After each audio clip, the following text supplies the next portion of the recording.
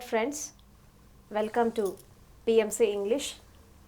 We are traveling in the path of Dhammapada and also understanding the Buddha and his philosophy and understanding the life truths and going according to the 5 precepts and understanding the Ashtanga mark, Arya Ashtangic mark. So from these days, we have discussed on so many topics. The Buddha and his philosophy and his Dhamma Chakra Pravartana, and also 4 noble truths about the life. Life is a misery, and also there are reasons for misery. If you follow the eightfold path given by the Buddha, you will come out of your miserable conditions and you should learn the art of living.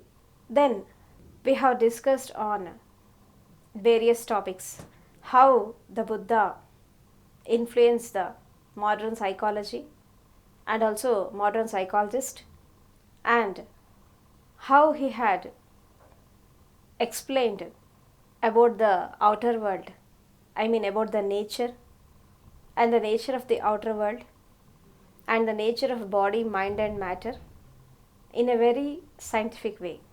And also how the Buddha had inspired the so many reformers and revolutionaries, especially Dr. B.R. Ambedkar and also the Karl Marx and so many philosophers, reformers and revolutionaries.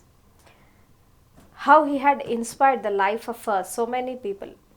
Why the Buddha had become a role model to the modern people and also who are working for the welfare of the society and for the welfare of the mankind.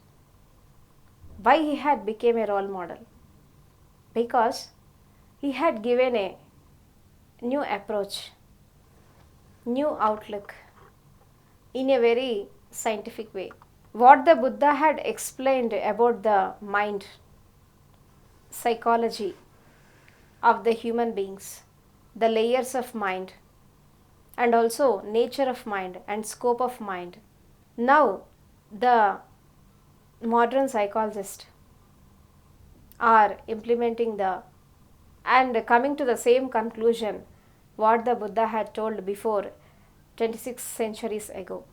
And also some theories he had given, especially the universal truths, the law of cause and effect, law of attraction and Jati Smaran Siddhant, the past life regression, and also Bardo technique and some healing techniques, that is a Lama Fera, and whatever may be the concept, he had given a very scientific outlook. And also he had explained very broadly about the body, mind and matter. So today we are going to discuss about the life incidents of the Buddha. Actually, when we see the life of Buddha, there are so many incidents in his life. From his birth to the parinirvana, up to enlightenment, and also after the enlightenment also he had attained the Mahaparinirvana. So when we see the life incidents and his journey and about his disciples, we can see the so many truths and we can explore our inner consciousness by understanding the incidents which have taken place in Buddha's life. So many incidents are there, especially the women who had influenced the life of Buddha. Generally what we will say that if a man had developed completely in the outer world, so generally we will say that a woman will be there in every man's victory. Behind his victory, every woman is there. to become a successful person on this earth. Why? Because the woman power is working as an undercurrent in the success of a man in this world. So, in everybody's life, we can witness it, and today also we are seeing it in nowadays. In Buddha's life also, especially 4 women had influenced his life very much. Let us know about the inspired woman who had guided him towards the enlightenment, and also they have supported him in every walk of his life. The first woman was the Siddhartha mother, Maya Devi. In the Buddha's life, when we see the life of Shuddhodana, Maya Devi, and Gautami, when we see the empire of Kapilavastu, so they have not got children for so many years, and they have suffered a lot to have a children in their family, and they have performed all the rituals, and also they have practiced so many devotional prayers to have a child in those days. So after so many years, the Siddhartha Gautam had born in their family. So when we see the life of Maya Devi, and she is the first wife of King Shuddhodana, the Siddhartha father. So when she is pregnant, she had seen one dream that a big elephant and also a lotus flower had entered into her womb. When we see the lotus flower, and it is the a symbol of purity. Lotus is the symbol of purity, and also it is the symbol of unattachment, and it is a symbol of detachment. So when we see the nature of lotus flower, it will grow in water, and it will take resources from the water, but it will become unattached with the water. That is the speciality of a lotus leaf or lotus flower. And also when we see the elephant, and it is the symbol of wisdom. So the Maya Devi, she has seen a vision before the birth of Siddhartha when he was in the womb. So the philosophers in those days and the saints in those days have told to the Shuddhodana that your son is not an ordinary child, he is a enlightened mystic. So you are going to train him to become a king, but one day he will become a monk. And when he see the miserable conditions, and when he see the sufferings of other people or any creatures, he will get detached from this world, and he will renounce the world, and he will become a monk. And that is the destiny of your son. So the saints will announce like that. So when Maya Devi is traveling to her mother's home, in the middle of her path itself, in the land of Lumbini, it is situated in the Nepal. So in the ancient days it is the part of India itself, but now it is divided. So she had given birth to Siddhartha in the Lumbini park. So before the Siddhartha had born, she had got so many visions. And what is the nature of a woman who had given a birth to an enlightened being? Every woman will see to fulfill the life with love and compassion, and also with wisdom. So whatever she had lost in her life, and she will struggle to fulfill it with their children. So the Siddhartha had born from her womb, and she had completely satisfied that she had given a birth to an enlightened being. And after the Siddhartha had born, she had left body within 3 days. And this the first woman, the mother, Maya Devi, had influenced the life of Buddha. And the second one was his second mother, Prajapati Gautami. And the Siddhartha was trained and brought up under the love and compassion of Gautami. So that is the reason why we will call the Buddha as a Gautam Siddhartha. And finally, when he had become enlightened, we will call him Gautam Buddha. The name Gautam had come from his mother's name, that is Gautami, Prajapati Gautami. And from childhood, the Siddhartha was very compassionate and very lovable. And he used to protect the people from the suffering since from childhood itself. And also, he is against the violence. And he had travelled in the path of non-violence since from childhood. He cannot tolerate the suffering of any creature who will come across in front of his eyes. That is the reason why the King Shuddhodhana protect the Siddhartha, and he will hide the reality of life and truth of life about the suffering, miserable conditions, and he should avoid the persons who are deceased and who are in intolerable situations and miserable conditions. He should hide the people from Siddhartha so that he had not suffered from that miserable conditions. And also what the saint has says that when he had seen the miserable conditions and suffering of the people, he will renounce the world and become a monk. But Shuddhodhana, he does not want the Siddhartha to become a monk.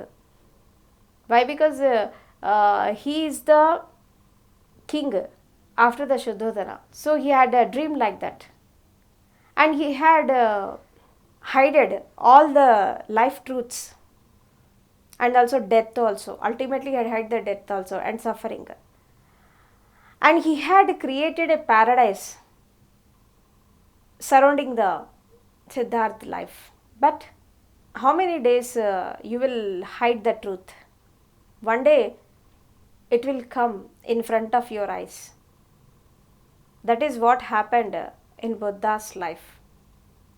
So the Gautami, when the Siddhartha was a child, and she used to take care of his brought up, and whatever the situations he is facing in his childhood, she used to guide the Siddhartha in a very truthful way. And when he get emotional, and when he suffers from other sufferings, she used to protect him from all the negativities. And she had given a right guidance to his life. And she is the second woman. And the third one was the Siddharth's wife, Yashodhara. And she had also contributed so much in Siddharth's life for his search of truth. So after he had got married to the Siddhartha, they have a child. His name was Rahul. And since from childhood, whatever may be the situations, whether it is favorable or unfavorable, he used to search for the truth. He used to get rid of all these miserable conditions. And once when he had fought the war, and he has seen that so many people suffering and the bloodshed, and he had witnessed the violence that has occurred in front of his eyes, and he has suffered a lot. After that, his inner search was going on like that. What is the cause for misery? And what is this life? What are the reasons for suffering? And what is the causes for suffering? And you have to find a solution for this suffering and miserable conditions. Everybody should lead a happy and healthy life. Then what is the way to have a happy life and blissful life? Always his inner quest was going like that.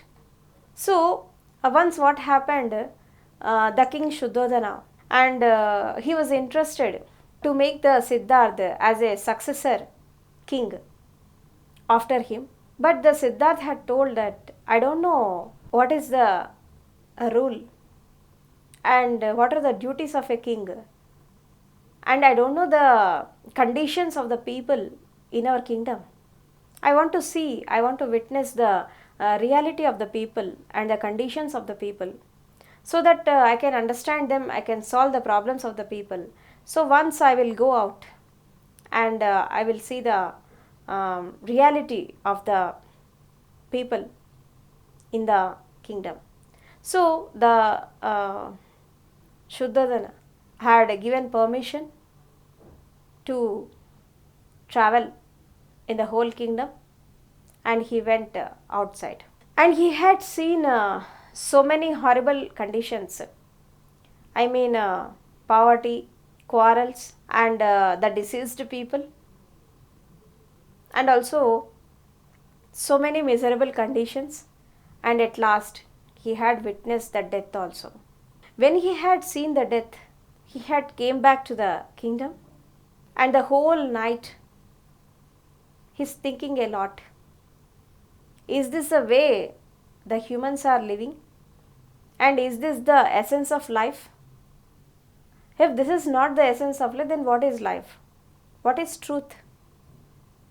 How the people are suffering like that? Why the people are suffering like that? What are the reasons behind it? And I have to find a solution for the people suffering. And also, I am also suffering a lot inside me. I have to get rid out of this miserable conditions, and I have to find a way to come out of this misery. Life is a misery from birth to the graveyard. Every situation, every circumstances, every incident is creating miserable conditions in every human being's life. And also, you have to completely get rid of that miserable conditions.